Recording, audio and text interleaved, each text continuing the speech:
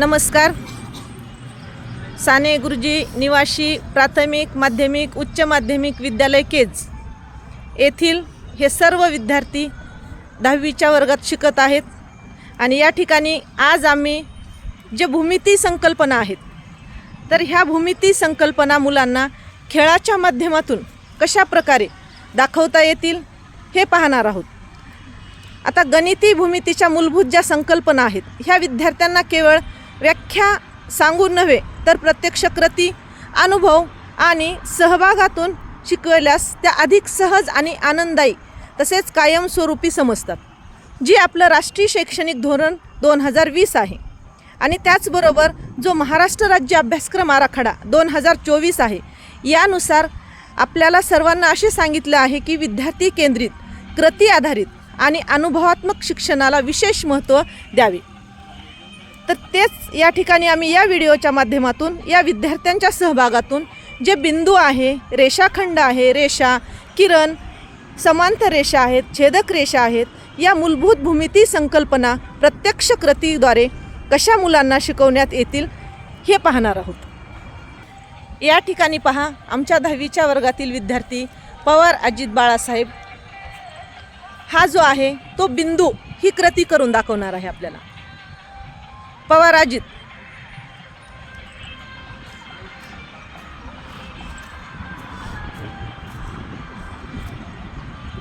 पहा या ठिकाणी यानं बिंदूची कृती केलेली आहे. तर बिंदू म्हणजे काय, कोण सांगतं तुमच्यापैकी बिंदू कशाला म्हणतात? अनुकुचीदार टोकाने पृष्ठभागावर दाब दिल्यास जी आकृती तयार होते त्याला बिंदू असे म्हणतात. म्हणजे अनुकुचीदार टोकाने पृष्ठभागावर दाब दिल्यास जी आकृती तयार होते त्याला बिंदू असे म्हणतात. बरोबर आहे. म्हणजे या ठिकाणी हा जो विद्यार्थी आहे हा विद्यार्थी एका ठिकाणी उभा राहिलेला आहे. म्हणजे असं समजायचं आहे की तो पृष्ठभागावर एका ठिकाणी उभा राहिलेला आहे, तो त्या ठिकाणी दाब देत आहे, म्हणजे त्यानं बिंदूची कृती केलेली आहे. पहा यानंतर दुसरी कृती जी आहे रेषाखंडाची कृती. आमच्या वर्गातील काही विद्यार्थी या ठिकाणी तुम्हाला रेषाखंडाची कृती करून दाखवणार आहे.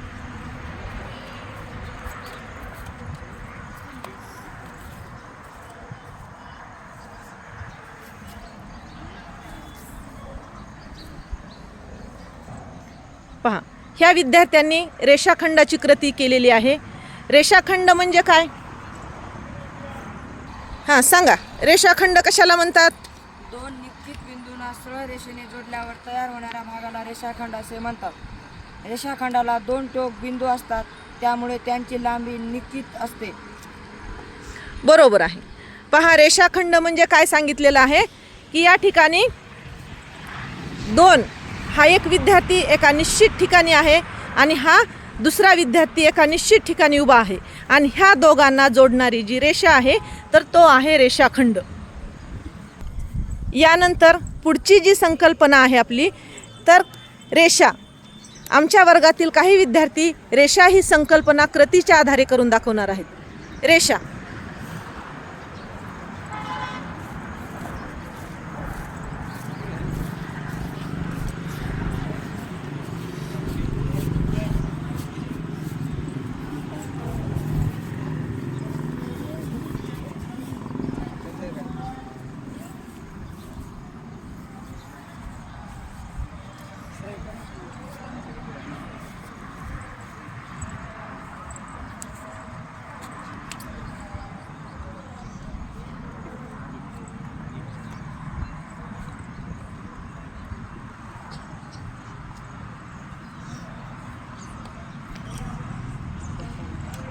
चला रेषेची व्याख्या कोण सांगतंय?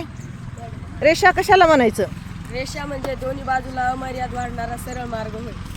रेषा म्हणजे दोन्ही बाजूला अमर्याद वाढणारा सरळ मार्ग होय. दोन्ही बाजूला अमर्याद वाढणारा सरळ मार्ग. पहा या ठिकाणी हा एक मार्ग आहे आणि हा दुसरा मार्ग आहे. म्हणजे ही जर रेषा आपण पुढं समोर वाढवली तर ही अमर्याद कोणत्याही स्थानापर्यंत अशाच प्रकारे वाढवली जाते आणि हे दुसरा मार्ग आहे. म्हणजे दोन्ही बाजूला अमर्यादपर्यंत या ठिकाणी हा मार्ग वाढवला जातो. याला काय म्हटलेलं आहे? रेषा. यानंतरची पुढची संकल्पना आहे आपली किरण. चला, आमच्या वर्गातील काही विद्यार्थी किरण आकृती जी आहे तर याची आकृती करून दाखवणार आहेत. कृती करणार आहेत किरण.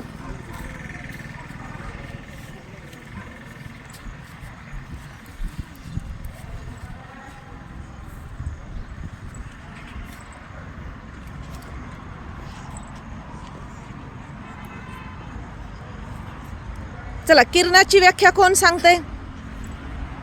रेषा एका बाजूने मर्यादित व दुसऱ्या बाजूने अमर्यादित असते त्याला किरण असे म्हणतात. रेषा ही एका बाजूने मर्यादित व दुसऱ्या बाजूने अमर्यादित असते त्याला किरण असे म्हणतात. बरोबर आहे. म्हणजे किरण म्हणजे काय पहा, की रेषा जी आहे ती एका बाजूने काय आहे, मर्यादित आहे. म्हणजे हा बिंदू आहे इथं आणि या ठिकाणी मर्यादित स्थान आहे. आणि दुसरी जी बघितली आपण, दुसरी बाजू जी आहे तर दुसरी बाजू ही कशी आहे, अमर्यादित आहे. यालाच काय म्हटलेलं आहे, किरण. यानंतरची जी संकल्पना आहे ती आहे समांतर रेषा. या ठिकाणी आमच्या वर्गातील काही विद्यार्थी मिळून समांतर रेषा याची कृती करून दाखवणार आहेत. चला, समांतर रेषा.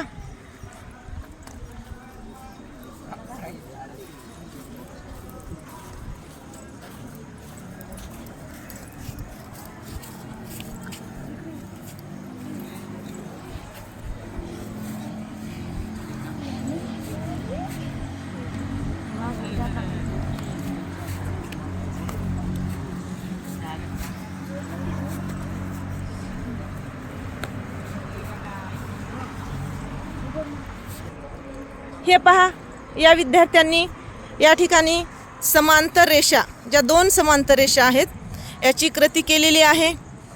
चला, समांतर रेषा कोण सांगते? समांतर रेषा कशाला म्हणतात? समांतर रेषा म्हणजे अशा दोन रेषा की ते कधी छेदत नाही त्याला समांतर रेषा असे म्हणतात. समांतर रेषा म्हणजे समांतर रेषा म्हणजे अशा दोन रेषा की ते कधी छेदत नाही त्याला समांतर रेषा असे म्हणतात. बरोबर आहे. समांतर रेषा म्हणजे ज्या दोन रेषा कधीही एकमेकींना छेदत नाहीत अशा रेषांना काय म्हणायचं? समांतर रेषा. हे पहा, आमच्या विद्यार्थ्यांनी या ठिकाणी दोन समांतर रेषा तयार केलेल्या आहेत. ही एक समांतर रेषा आणि ही दुसरी समांतर रेषा. ही आणि ती, ह्या दोन्ही कितीही प्रकारे अमर्याद आपण वाढवल्या तरी सुद्धा ह्या दोन रेषा एकमेकींना छेदत नाहीत. अशा रेषांना काय म्हटलेलं आहे? समांतर रेषा.